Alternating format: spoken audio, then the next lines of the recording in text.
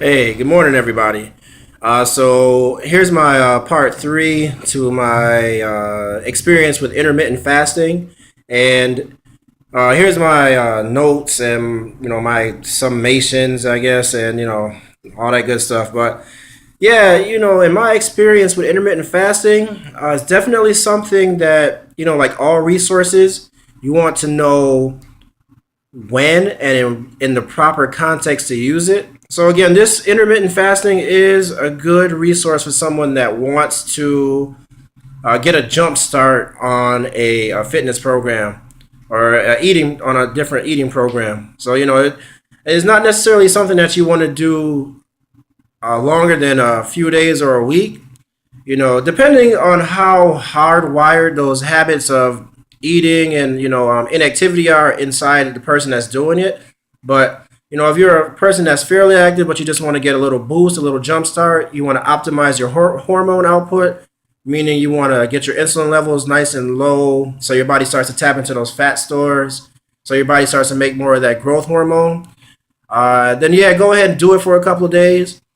In my opinion, I think a beginner. This is just my opinion. You can take it or don't take it, but a beginner, I think a beginner would be good doing this thing maybe one day a week, or and then if you're doing it one day a week, you want to do it for a short period of time, so it's for a few hours at a time. So meaning that I would just go at an hour or two per day or per session that I did it. So in other words, if you did it on a Monday, meaning that if you went to sleep Sunday night and you woke up Monday morning, if you went to sleep Sunday night like around 10 and you woke up Monday morning around 8, I would wait maybe an hour or two after my wake up time. So I would wait until 10 again to eat. Or if you just can't wait until 10, try 9 a.m. But I would gradually increase the intensity because it is trying to install a new habit of living and being in your nervous system and your neurology.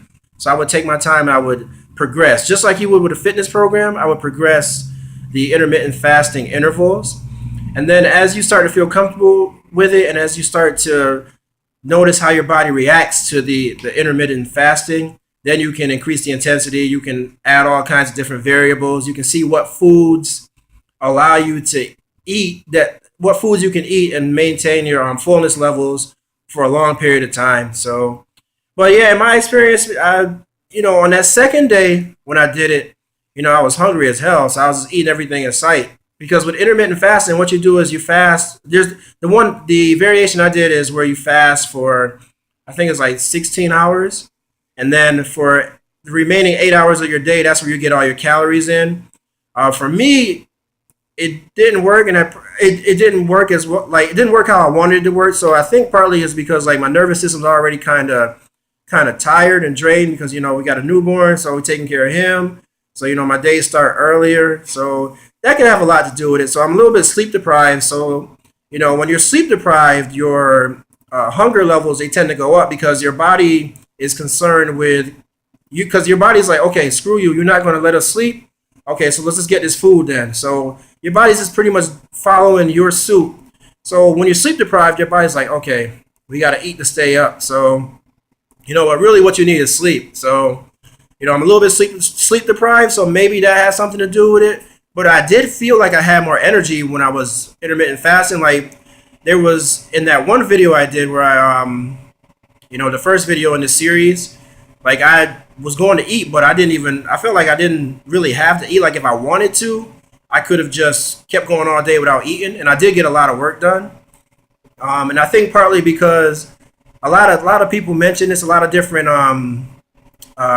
like experts, I'll say, they mention that the stomach uses so much blood to do its function. So when you eat food, your body pulls a lot of blood into your stomach to help you begin the process of digestion. So maybe what happened was maybe I experienced those higher energy levels because my stomach didn't have to work overtime, so therefore I had more blood available to get to my brain. Who knows? I'll do more research on that and I'll share that with you guys. But yeah, I would say that for me, maybe one day a week, I could do a fast, and that would just help me, stay on track and just get the week started right. And also too, you want to pick a good day for this. So pick a day for your intermittent fasting, where you don't have too much activity going on, where you're not running back and forth, when you're not expending as much energy as you normally would. So pick one of those days to experiment with it, and then gauge your results, record your results. Again, because your body's individual, your hormone profile is different from my hormone profile. So, you're going to respond differently to different modalities of fasting, exercise, and etc. So, but that's my take on it. Overall, I think it is a good thing when you use it correctly, as with all things. All right. So, you guys, thank you so much for staying tuned and watching me as I go through this little experiment. I'm gonna be doing more experiments, so stay tuned. Rate, comment, subscribe, share the love, guys. If you know somebody out there, they want to see a black dude with some big old lips talking about different stuff, let them know that it's a black dude right here with some big old lips talking about some different stuff. All right. Thank you, guys. Have a good day.